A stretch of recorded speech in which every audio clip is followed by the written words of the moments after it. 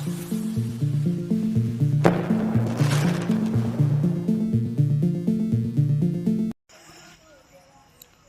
दोस्तों, मैं हूं अस्पित चौहान और आप देख रहे हैं आपका अपना यूट्यूब चैनल। कई साथियों के कॉल मैसेज और लगातार कमेंट आ रहे हैं, इस ऑर्डर पे आप एक वीडियो बनाएं, महात्मा गांधी पर कोई अपडेट आप नहीं दे रहे हैं। तो दोस्तों कोई अपडेट है ही नहीं, इसलिए मैंने वीडियो नहीं बनाया। लेकिन कई साथियों ने ये ऑर्डर बार बार भेजा और सोचने वाली भी बात है भी। कई साथियों का कहना है और मैं भी ये आपको कहना चाहता हूँ कि जब भी किसी केस में कुछ फाइनल हो जाए तो फिर दूसरे हाई कोर्ट में जाने का कोई मतलब भी नहीं होता। और पिटिशनर सेम है।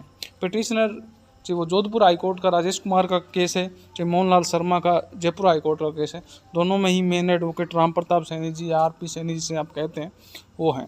और दोनों हाई कोर्ट में केस लगाने का मतलब है कि गवर्नमेंट पे कहीं ना कहीं दबाव बने और किसी न किसी रूप में दोनों में से जहाँ से पहले स्टे आ सके वहाँ से आए।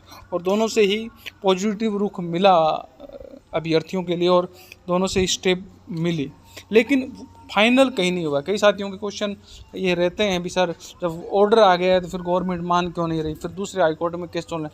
ऑर्डर नहीं है, ये सिर्फ एक आदेश है गवर्नमेंट के लिए और इसमें स्पष्ट रूप से लिखा हुआ है 10 अक्टूबर तक ये जो रूल है वो रिटर्नेबल है, यानी बदलने योग्य है। ये सिर्फ हाई कोर्ट ने निर्देश दिए हैं। अब इसको राजस्थान गवर्नमेंट मानती है नहीं मानती है। और अगर सीधी सी बात है, अगर राजस्थान गवर्नमेंट मानने वाली होती तो फिर जोधपुर हाई कोर्ट में केस लड़ने की उनको ज़रूरत नहीं थी, वो जयपुर हाई कोर्ट के ही केस को मान लेती। लेकिन मोहनलाल के केस से जारी ऑर्डर में जो टाइम है इसमें आप देख सकते हैं 10 अक्टूबर है। और इस ऑर्डर से संबंधित आपने सबने पढ़ रखा है ये आर्टिकल जो इसके अंदर आप देख सकते हैं भी। इसमें दो महत्वपूर्ण मुद्दे दिए हैं। एक तो सुप्रीम कोर्ट के केस का हवाला दिया गया है। शर्मा जो है मैं आपको दिखाई दूँ, Kailash Chand Sharma versus state of Rajasthan, ये जो केस हुआ था 6SS-571, इसमें भी बोनस अंक को लेकर था वो था। और एक आर्टिकल 14 का हवाला इसके अंदर दिया गया है जिसमें कहा गया भी समानता के नियम का उल्लंघन है। इस आधार पर ये ऑर्डर हुआ है। अनूप ढंड साहब ने ये ऑर्डर दिया है और इसमें 10 अक्टूबर तक टाइम दिया है गवर्नमेंट को भी वो अपना रिप्लाई फाइल करे, या तो इस ऑर्डर को बदले या फिर इससे संबंधित कोई तथ्य गवर्नमेंट पेश करे। और इसी के साथ जो राजेश कुमार जाट का जो केस है जो जोधपुर हाई कोर्ट के अंदर चल रहा है, जिसकी सुनवाई पिछली 27 सितंबर को होनी थी, लेकिन समय कम होने के कारण सुनवाई नहीं हो पाई और अब जो सुनवाई है वो 15 सितंबर को है। कई साथियों के ये भी क्वेश्चन रहते हैं कि साहब जब 15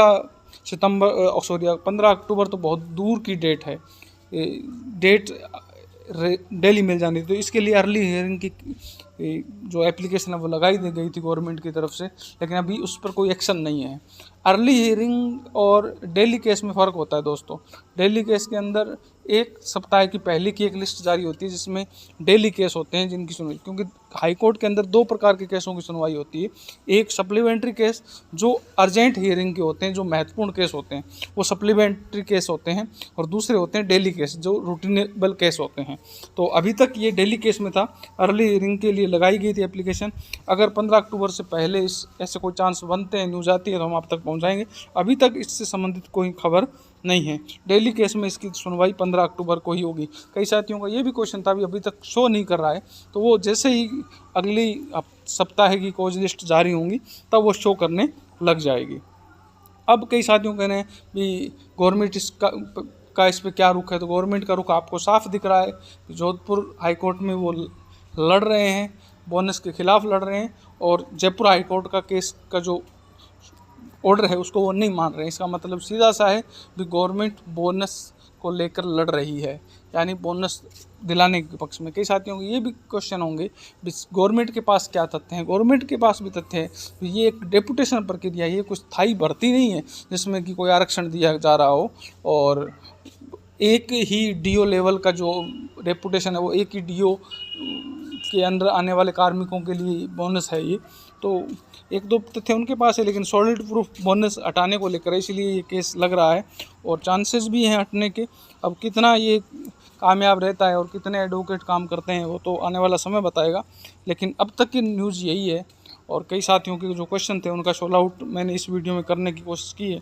फिर मिलते हैं एक नई वीडियो के साथ, तब तक जय हिंद, जय भारत।